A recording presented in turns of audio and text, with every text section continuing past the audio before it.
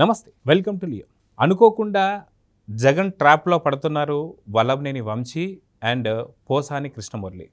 అయితే జగన్ చెప్పినట్టుగా ఏదైతే పొన్నవల్ సుధాకర్ రెడ్డి చెబుతున్నటువంటి మాటలు నమ్మి అదే అనుసరిస్తున్నారు వీళ్ళిద్దరు కూడా. అయితే వల్లభనేని వంశీ తోడు కోడుకోవడంలో కుట్రుందా?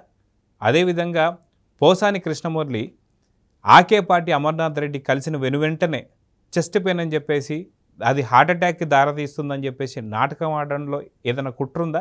మొత్తానికి వైసీపీ నుంచి వచ్చినటువంటి ఒక అతి భారీ లీక్ ఏంటి? అయితే దీని గురించి మనతో పాటు పొలిటికల్ అనలిస్ట్ శ్రీలీల గారు ఉన్నారు. వారిని అడిగి తెలుసుకుందాం. నమస్తే శ్రీలీల గారు. నమస్తే. మనం చూసుకుంటే హత్య రాజకీయాలు మొదలుపెట్టింది రాజారెడ్డి అని చెప్పేసి అయ్యి ఉండొచ్చు, కానీ అప్పుడు సోషల్ మీడియా సరిగ్గా లేకపోవడంతో ఏం జరిగిందనేది తెలియదు.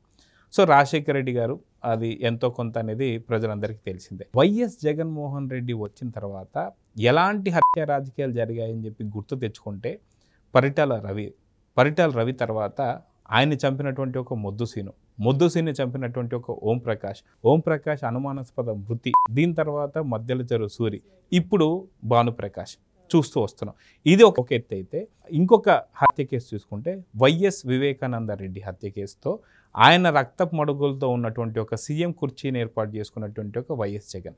అయితే ఆయన్ని చంపినటువంటి ఎవరైతే ఉన్నారో వీళ్ళందరూ ఇప్పటిదాకా కేసు ఏది నిగ్గదేలకుండా ఉన్నటువంటి టైంలో అనుమానాస్పద మృతులు చాలా వరకు పెరిగాయి. అది మనం చూసుకుంటే కె శ్రీనివాస్ కావచ్చు, గంగాధర్ కావచ్చు, గంగిరెడ్డి గారు కావచ్చు, అదేవిధంగా అభిషేక్ రెడ్డి కావచ్చు, నిన్న జరిగినటువంటి ఒక రంగన్న. అయితే ఇలాంటి మర్డర్సే మళ్ళీ ఇప్పుడు జైల్లో జరగబోతున్నాయా? వల్లభనేని వంశీ తోడు కోరుకుంటున్నాడంటే ఏం జరుగుతుంది? నిజంగా చెస్ట్ పెయిన్ అని చెప్పి పోసాని కృష్ణమురళి ఒకవేళ హాస్పిటల్ అడ్మిట్ అయ్యి ఉంటే ఏం జరిగేది? వైసీపీ ఇచ్చిన లీక్లు ఏంటి అంటే ఏం చెప్తారు? జగన్మోహన్ రెడ్డి సొంత బాబాయ్ హత్య కేసులో ఏ విధంగా ఈ అనుమానాస్పద మృతులు జరుగుతున్నాయి? వివేకానంద రెడ్డి, పిఏ కృష్ణారెడ్డి సునీత గారి మీద, వాళ్ళ హస్బెండ్ మీదే కేసు పెట్టించారు అతని చేత. సునీత గారి మీద, రాజశేఖర రెడ్డి గారి మీద. కానీ అతనే కనుక అలా చేయి ఉండకపోతే ఈ రోజున ఈ అనుమానాస్పద మృతుల్లో అతను కూడా ఉండేవాడు. అదైతే ఖచ్చితంగా ప్రతి ఒక్కరూ కూడా ఈ రోజున అనుకుంటున్న విషయం. అతను కేవలం తన ప్రాణ రక్షణ కోసమే వాళ్ళిద్దరి మీద కేసులు పెట్టడం, సిబిఐ దాని మీద, వాళ్ళ మీద కూడా, పోలీసుల మీద కూడా అతను రామ్ సింగ్ మీద కూడా అతని మీద కూడా కేసు పెట్టాడు అతను. ఇలాంటివన్నీ మనం చూస్తూ వస్తున్నాం. ఈ రోజున వైఎస్ఆర్సీపీ 2019 నుంచి 24 వరకు వీళ్ళందరూ ఎమ్మెల్యేలు, ఎమ్మెల్సీలు వీళ్ళందరూ చేసింది ఏంటి?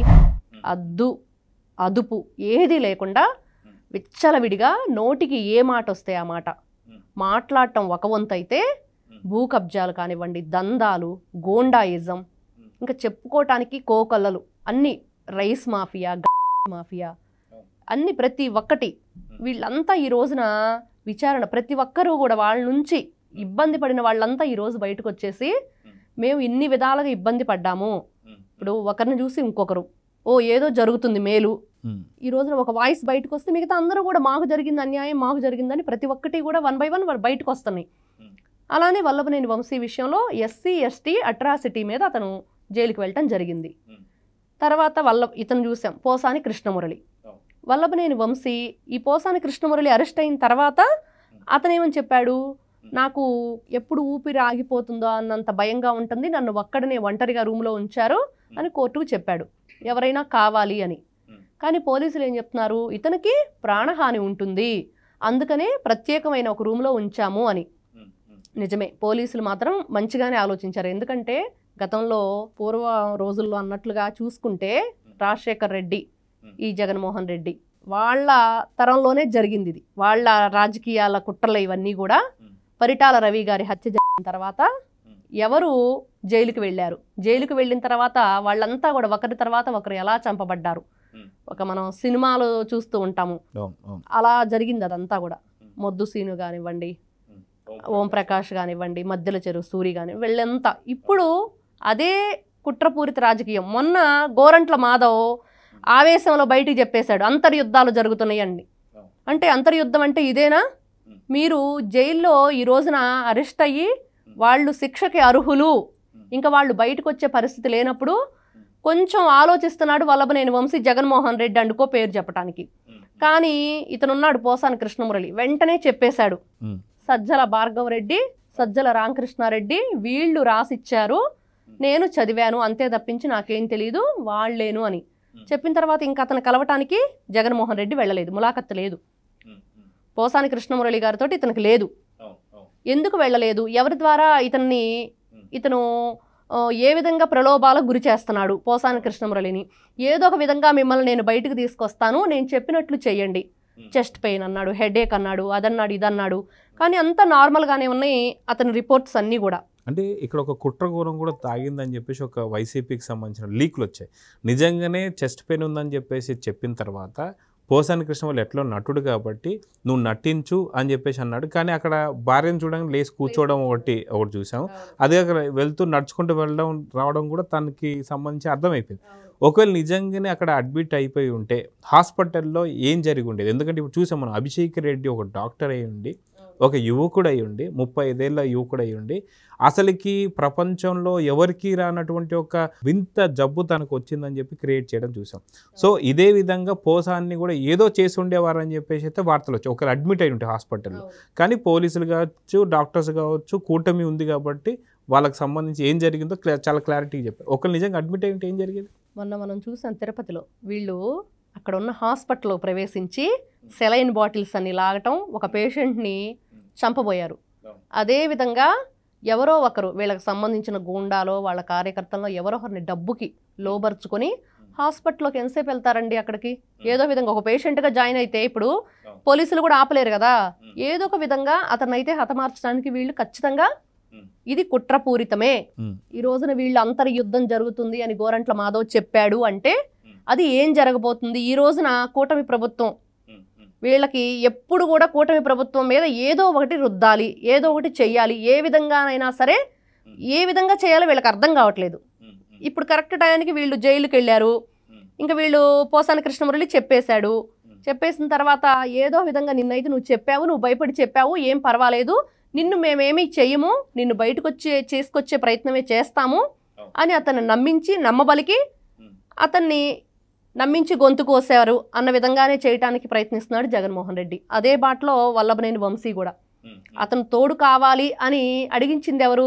లాయరు. సో అదే తోడుగా ఉన్నటువంటి ఒక జైలు మెట్ ఎవరైతే ఉన్నారో మొద్దుసుని ఓం ప్రకాష్ చంపేశాడు. అవును. సో ఇలాంటి సీన్ చాలా సిల్లీ రీజన్ అది కూడా. భగవద్గీత చదువుతుంటే లైట్ ఆపేశాడని చెప్పి చంపేశానని చెప్పేసి. భగవద్గీత చదువుతున్నావు, నువ్వు చదివేది భగవద్గీత, మళ్ళీ భగవద్గీత చదువుతున్న వ్యక్తివి, నీకు అంత జ్ఞానం ఉన్నప్పుడు లైట్ ఆపేశాడు, అంత క్షణికావేశంగా ఉన్నాడు అతను. సార్ ఓం ప్రకాష్ మొద్దుసీన్ చంపాడు, కానీ మొద్దుసీన్ చంపినటువంటి ఒక ఓం ప్రకాష్ ని కూడా చనిపోయాడు అనుమానాస్పదం.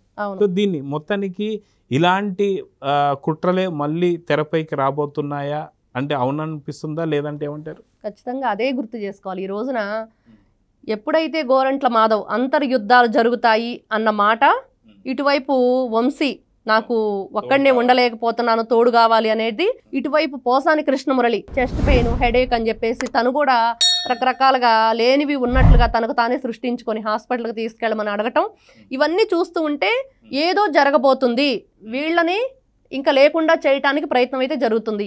వీళ్ళు కూడా అప్రమత్తంగా ఉండాలి, నమ్మకూడదు. అంటే జగన్మోహన్ రెడ్డి మమ్మల్ని రక్షిస్తాడు అనుకుంటున్నారు, కానీ అతను భక్షిస్తాడు అనేది మాత్రం వీళ్ళు తెలుసుకోలేకపోతున్నారు.